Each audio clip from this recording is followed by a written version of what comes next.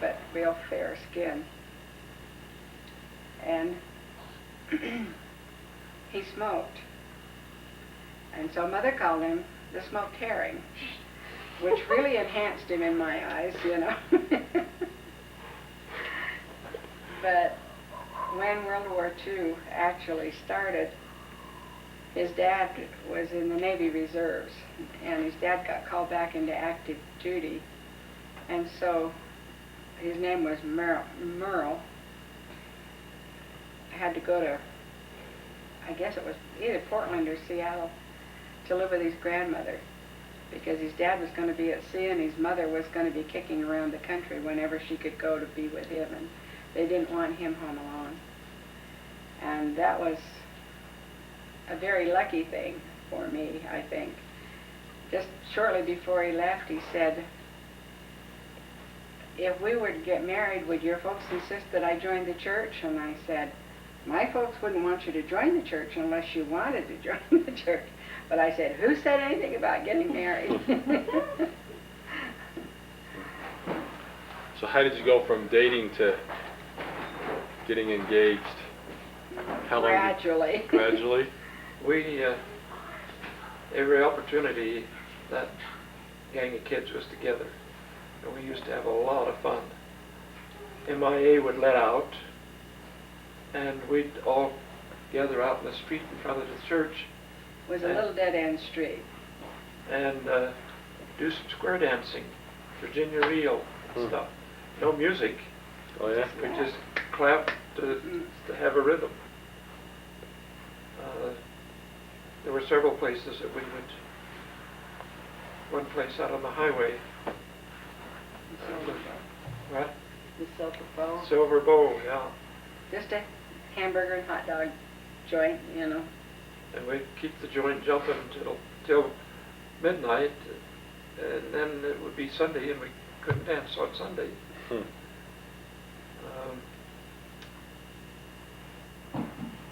Just a lot of wonderful times.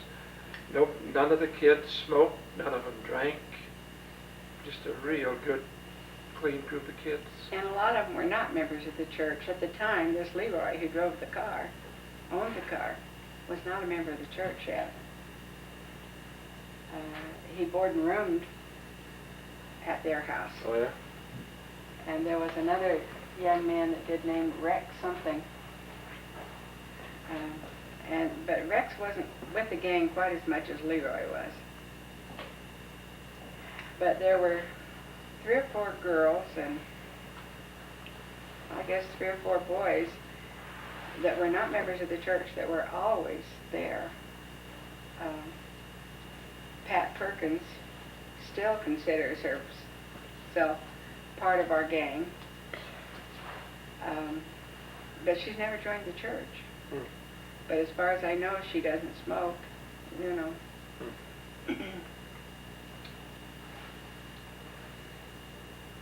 Well, we both, Irene and I both got jobs on Mare Island. I, as a file clerk in the ordnance department, that's guns, and Grandma in the Hull design.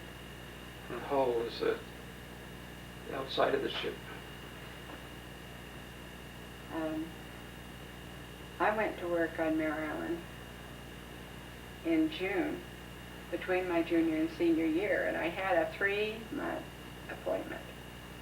And I thought, gee, this is cool. I get to work all summer and I'll make great money. I was making $75 a month. And when it got to be time for school to start almost, a couple of weeks before, I went to my boss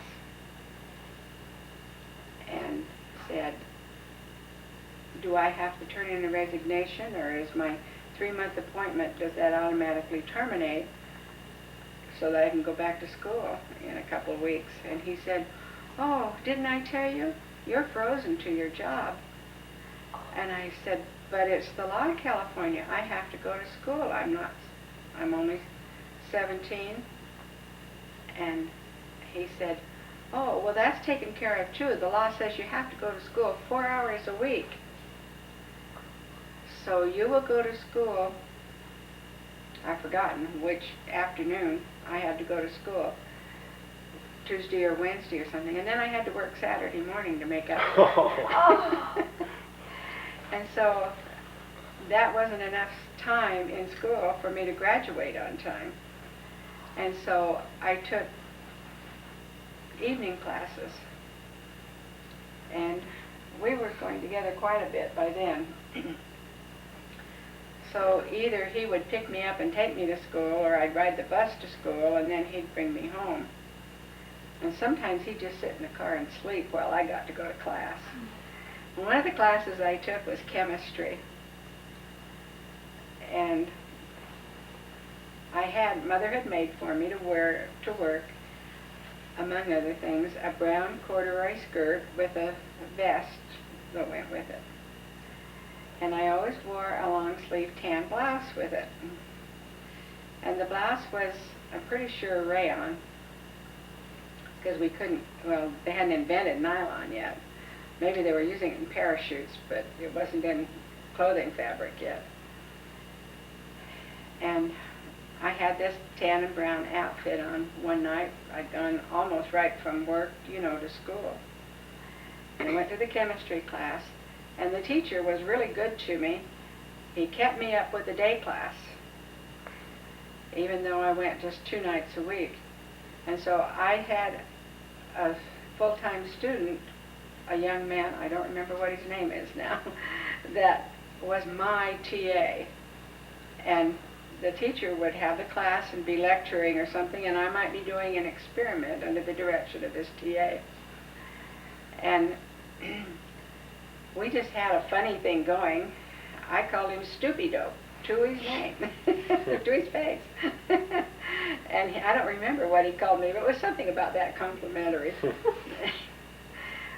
But this one night, I was supposed to be making an experiment that was some kind of a gas that was, well, you had a Bunsen burner, and you had these chemicals in a flask, and a tube going out and through a pan of water and into another container that was full of water, and as the gas formed, it would force the water out of this container that was upside down.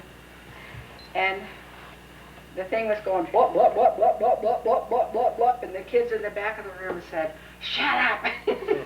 I turned the Bunsen burner off, which was a really dumb thing to do, because that made the cold water go through the tube back up into the hot flask, and it broke. And there was sulfuric acid in the flask. Like a bomb. Yeah. And the flask broke and shattered and went all over me, and I got this acid all down me, and I started trying to clean up the mess, and the teacher said to the kid, "You clean it up, and you get to the restroom and wash, because we'll have to send you to the hospital if you don't get in there and get it done right now." And by the time I got to the restroom, the sleeve on this blouse was just gone. And so I washed real good, all over. But I didn't think about my skirt. I just kind of shook it. And when I got home, I went out, and he was asleep in the car, thank goodness. I didn't have to go finding him in his typing class or something. And when I got home, I took off my clothes, and Mother dumped them all in the wash tub. And the next morning, when she hung the skirt out, it looked like it had been shot with a buckshot. It was just full of little holes all over. By then, I had gotten a raise, and I was working in the sheet metal shop as an apprentice. And we'd have lunch together every day. So I don't think we were formally engaged yet, but might as well have been. Because when we did make a final decision about being engaged, I just asked her if she'd wait for me until I got back from the war, the service. And she said yes, which made me delighted.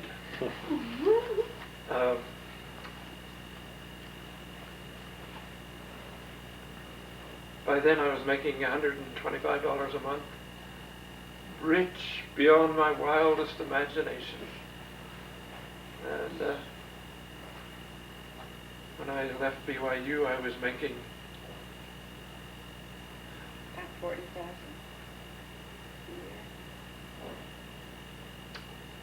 a year.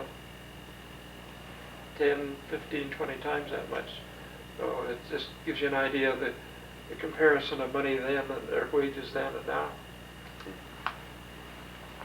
We had an engagement party and dance, and then I was drafted in. They sent me into the Air Force. He was drafted, but he got to choose his service, kind of, didn't you? I was in there for 3 years. Why did you pick the Air Force? Because he didn't want to go to sea. Because you'd seen the Navy, huh? The Navy wanted me badly because Oh, I good. was an expert at bookkeeping, typing, shorthand, and stuff like that. And They offered him a chief petty officer. Oh, yeah? rating. But if I ever start getting shot at, I want a place to run to. That's right. There's not too many places to hide on a ship in the middle of the ocean. You are good at running. No. Of course, living in Honolulu, I was a good swimmer. I learned to swim at the YWCA in their pool, but just one summer, and then the rest of the time we just swam in the ocean. And you've got to be a pretty good swimmer to swim in the ocean and not get washed out to sea or something. By then I had a car, 1932 Chevy convertible with a rumble seat. Woo! Boy, did we ever have fun in that old jalopy. I wish I still had it. It would be a real neat antique. Oh, yeah. So, you took off in the Air Force, and when did you get married? He left. 2 years later. You left in January, wasn't it? January of 42? 43. 42. Right after Pearl Harbor then? No, it was about a year later. About wasn't a it? year later. Okay. We, when we were, It wasn't 2 years later that after you went to service. no, 'Cause when we had this, just felt like it. when we had this gang, like I said, we would really have a lot of fun. The gold and green balls, state gold and green balls, are held over in Oakland, which is about 30 miles away from Vallejo. And so the whole gang would pile in 2 or 3 cars and away we'd go. But after it was all over, about midnight, why, we'd go over to Chinatown in San Francisco. And we'd have a meal over there, dinner over there, and window shop. None of us could afford very, very much. Well, that late at night, most of the stores were closed anyway. Now the war was going on. So one night, we remember especially, we were coming across the Oakland Bay Bridge on our way home to Vallejo. And an air raid alert sounded. It's not just a 200-yard bridge. No, boy, it's About 12 miles, I think. yeah, big, long bridge. They stopped all the traffic. Nobody could go, nobody could come. Couldn't have your lights on, nothing. And we were already in the approach to the bridge. We weren't on the bridge, we were still on land. But we couldn't turn around, we couldn't do anything. So guess what we did? You had a dance. Right. Yay. That's what we did. We danced in the street. People around us thought we were crazy. Here we all were in formals and tuxes or good suits, you know, and dancing in the street. Square dancing, because that's the only thing we knew how to do without music, you know. What was school like when you were little? What? What was school like when you were little? A lot different than it is now. Let's see, what grade are you in? Fourth. Fourth. Okay, I was in the 4th grade in Honolulu. And the school I was in was the only truly English-speaking school in the city of Honolulu. It was called Lincoln Elementary. All of the others were what they called P schools. They spoke pidgin English.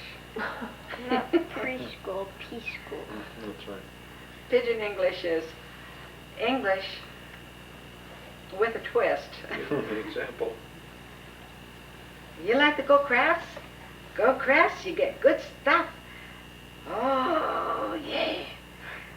And you know go, stay stop. Oh my. But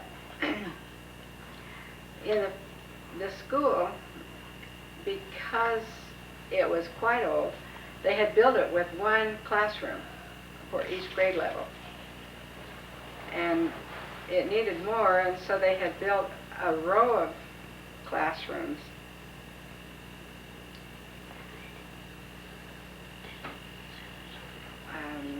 I think 4 classrooms. But one of them had been the cafeteria. And then sometime later, they turned that over to a classroom and built a bigger cafeteria. But in the 4th grade, I was in the main school, and it was 2 stories. And the fire escape. Oh, we love fire drills because you went out through a window and down a fire, one of these round and round and round slides. Oh, those are. Oh, we have a yellow one. Do you? Not really round though.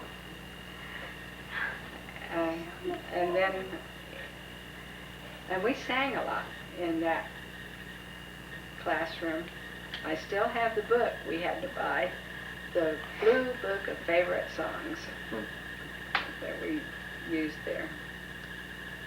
So you said you didn't want a travelogue or life history, and that's kind of what we've done to you. isn't It's it? all right. No, we just didn't want you to feel like you had to say everything in order, or Oh. we just wanted it to be fun for you. Oh, well, it has been.